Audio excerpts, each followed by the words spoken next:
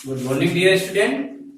आज का टॉपिक है क्लास 10 फिजिक्स का चैप्टर नंबर फर्स्ट, प्रकाश का परावर्तन तथा प्रकाश का अपवर्तन, reflection of the light and refraction of the light. तो बहुत ही अच्छा टॉपिक है, बहुत इंटरेस्टिंग टॉपिक है, बहुत अपने में एक मास्टर है। एक चैप्टर लाइट जो है एक मास्टर क्लास है, बहुत बड़ी एक यूनिट मान सकते हैं। बहुत अच्छे अच्छे क्वेश्चन इस पे उठेंगे, अच्छा अच्छा प्रश्न बनेगा। तो आइए आप इस वीडियो में हम पढ़ते हैं कि प्रकाश क्या होता है, प्रकाश का परावर्तन क्या होता है, परावर्तन संबंधी परिभाषाएं क्या होती हैं, परावर्तन के नियम क्या होते हैं। तो आइए चर्चा करते हैं प्रकाश क्या होता है। सबसे पहले हम समझ लेते हैं प्रकाश क्या है।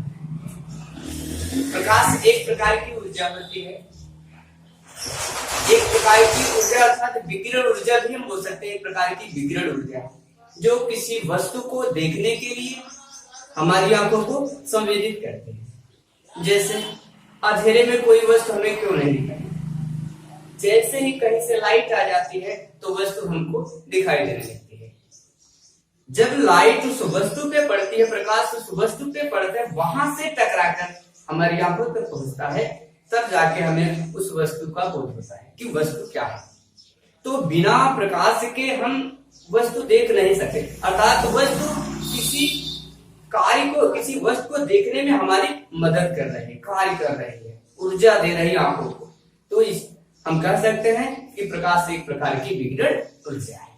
प्रकाश, अगर प्रश्न उठता है कि क्या हम प्रकाश को देख सकते हैं, तो आपका उत्तर होगा कि हम प्रकाश को नहीं देख सकते, प्रकाश के द्वारा वस्तुओं को देख सकते हैं। तो प्रकाश की डेफिनेशन हुई क्या कि प्रकाश एक प्रकार की विकिरण ऊर्जा है जो किसी वस्तु को देखने के लिए हमारी आंखों को संवेदित करती है। अब आप चलते हैं कि प्रकाश का परावर्तन क्या है। प्रकाश का परावर्तन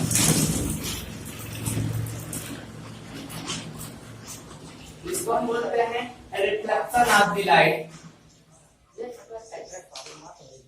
ऑफ द लाइट।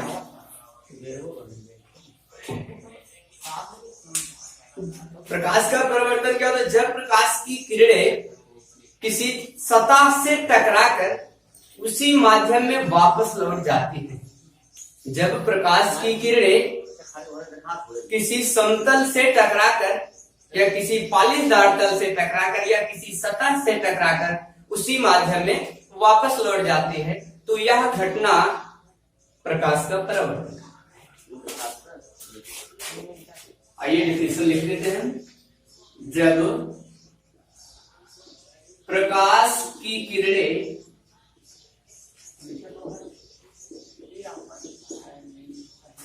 किसी चिकने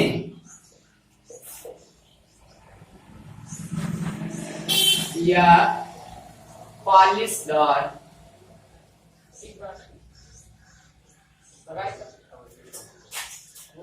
तल से टकराकर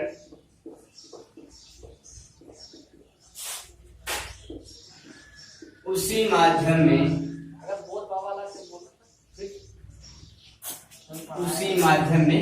वापस लौट जाती है।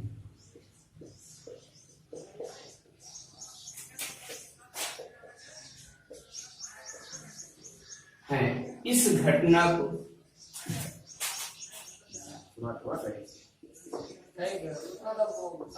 प्रकाश का परावर्तन, प्रकाश का परावर्तन दोबारा समझ लीजिए। प्रकाश का परावर्तन क्या है? जब प्रकाश की किरणें किसी चिकने या पालिशदार, कोई चिकना तल हो या कोई सतह या पालिशदार तल है, उस पर जब पड़ती हैं, टकरा करके उसी माध्यम में वापस लौट जाती, टकरा करके उस तल से उसी माध्यम में, ये चीज विशेष ध्यान देना है, जिस माध्यम से वो आई है, टकरा करके उसी माध्यम में वापस लौट जाती है।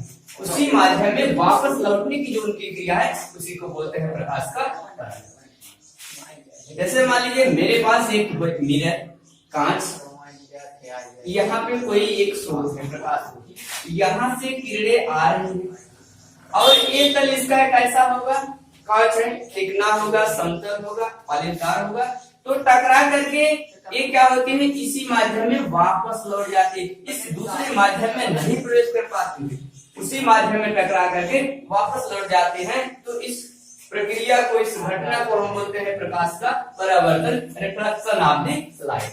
रिफ्लेक्ट होना, टकरा के वापस लौटने की क्रिया ही क्या कहलाती है, प्रकाश का परावर्तन। तो आगे चलते हैं कि इससे संबंधित कुछ परिभाषाएं क्या है, प्रकाश के परावर्तन संबंधी नियम क्या है, उसको जानते हैं। तो एक छोटा सा एग्जांपल हम लेते हैं, उससे सब चीजें क्लियर हो जाएंगी। वीडियो को लास्ट तक देखें, एकदम हलवा है, बहुत ही अच्छा टॉपिक है, हर पॉइंट को क्लियर कर लेंगे। तो आइए चर्चा करते हैं एग्जांपल के थ्रू कि प्रकाश के परावर्तन संबंधित कुछ परिभाषा है। जैसे मान लीजिए मेरे पास हमने लिए एक छोटा सा मिरर, ये रहा मिरर, यहां से कोई एक सूर्य लिया, मान लीजिए सूर्य, यहां से प्रकाश की किरणें इस पर आपतित हो रही है, आपतित हो रही है, पड़ रही। जाहिर सी बात है, by the definition of reflection of the light, प्रकाश की परावर्तन की जो परिभाषा, उसके अनुसार जब प्रकाश की किरणें किसी चिकने तल पर पड़ती हैं तो टकरा करके उसी माध्यम में वापस लौट जाएंगे। तो क्या हुआ, यहां से टकरा करके उसी माध्यम में रिफ्लेक्ट होकर वापस लौट गए। हम इसका नामकरण कर सकते हैं, ये है आपका ए बी, इस पॉइंट को हम मानते हैं सी। ए बी डायरेक्शन में आया और सी भी डायरेक्शन में चला गया। तो मान लीजिए इसके बीचों बीच एक हम लंब रेखा खींचते, मतलब जिस बिंदु से टकरा करके पास कर रहे जा रहे हैं किरणें, उस बिंदु से होकर जाने वाला एक हम लंब खींच देते हैं। अच्छा, इस किरण को क्या कहते हैं, किसी प्रकाश स्रोत से आने वाली किरण को, या किसी प्रकाश स्रोत से आपतित प्रकाश की किरण को, या आने वाली प्रकाश की किरण को, इसको हम बोलेंगे, इस किरण का नाम आपका होगा आपतित किरण।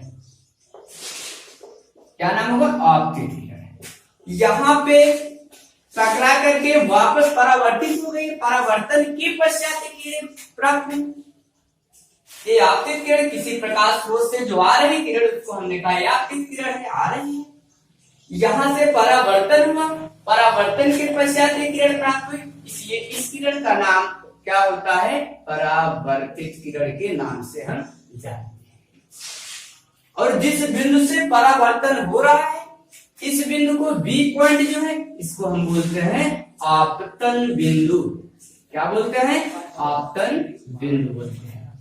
और इन दोनों आपतित किरण और परावर्तित किरण के बीच इस आपतन बिंदु से जो खींची गई सीधी रेखा है, इसको हम बोलते हैं नॉर्मल, इसको बोलते हैं अभिलंब।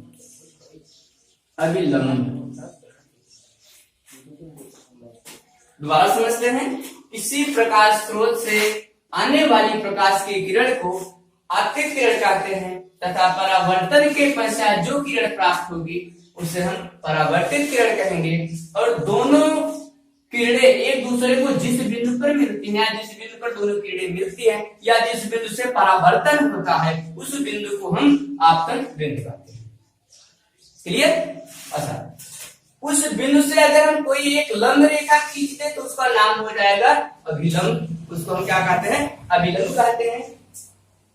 आपतित किरण और इस अभिलंब के बीच ये जो कोण बनता है, इसको हम बोलते हैं आपतन कोण। क्या बोलते हैं, आपतन कोण। डिफिनेशन दोबारा समझो, आपतित किरण और अभिलंब के बीच बना कोण आपतन कोण होता है। कंफ्यूजन में आप ये ना समझिएगा कि इस समतल से पूरा जो कोण है ये गलत है, यहां से नहीं। आपतित किरण जो है और ये अभिलंब के बीच इतना ये जो कोण है, इसी को हम बोलते हैं आपतन। इस परावर्तित किरण और इस अभिलंब के बीच ये जो कोण बनता है, इसको हम बोलते हैं परावर्तन कोण। परावर्तन। तो एक बार और दोबारा समझ लेते हैं।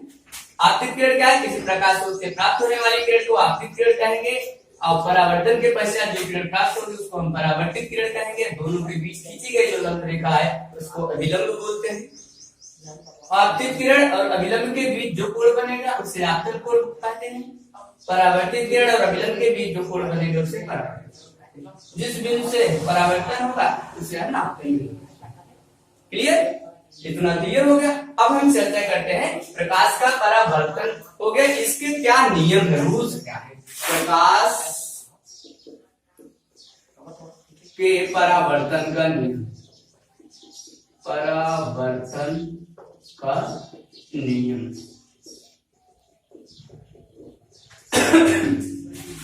प्रकाश का परावर्तन का नियम क्या है? प्रकाश के परावर्तन के मुख्यतः दो नियम हैं। आइए चर्चा करते हैं क्या है। प्रकाश के परावर्तन का पहला नियम है कि आपतित किरण, ध्यान से सुनिएगा, आपतित किरण कामा परावर्तित किरण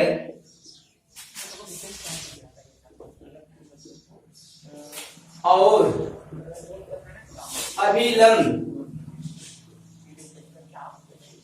अभिलंब तीनों एक ही तल अर्थात आपतन बिंदु पर स्थित होते हैं। आपतन बिंदु पर स्थित है।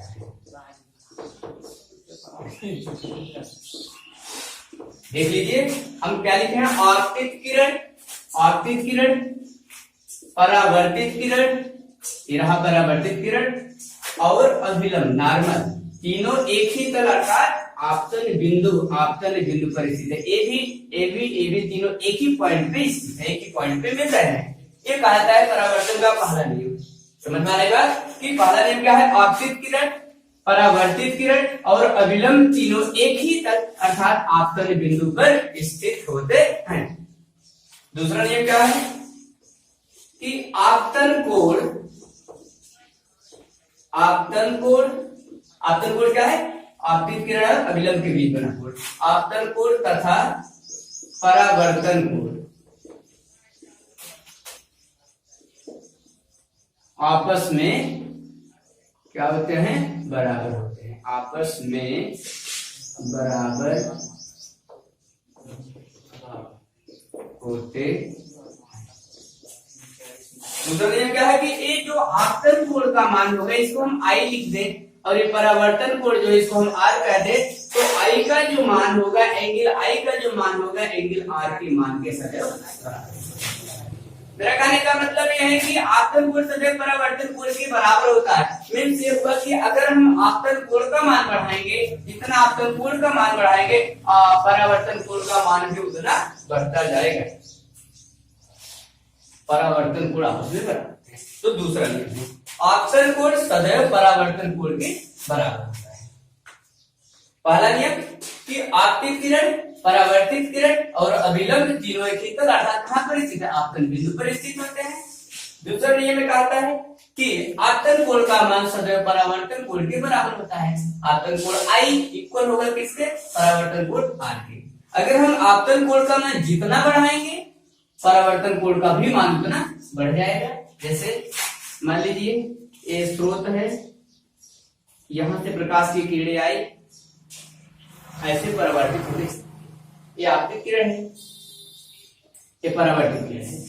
यहां से अगर इसका मान हम थोड़ा सा और बढ़ा दें, ये यहां इतना था, इतना ना होकर के इतना बढ़ा दें, तो इसका मान भी यहां से ना होकर के ये भी बढ़ जाएगा। मेरा कहने का मतलब आपतन कोण बढ़ाएंगे ये भी बढ़ जाएगा, आपतन कोण का मान कम करेंगे तो परावर्तन कोण का भी मान सदैव कम हो जाएगा। तो सेकंड ला जो है आर्यकर्षण अभिलाय का यही है कि परावर्तन कोण सदैव आपतन कोण के बराबर होगा।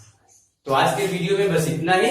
हमारे चैनल अगर आपको अच्छा लगा हो मेरा चैनल तो हमारे चैनल को सब्सक्राइब करिए, कमेंट करिए, शेयर करिए, बेल आइकन को दबा देना ताकि हमारे नेक्स्ट वीडियोस की नोटिफिकेशन आप तक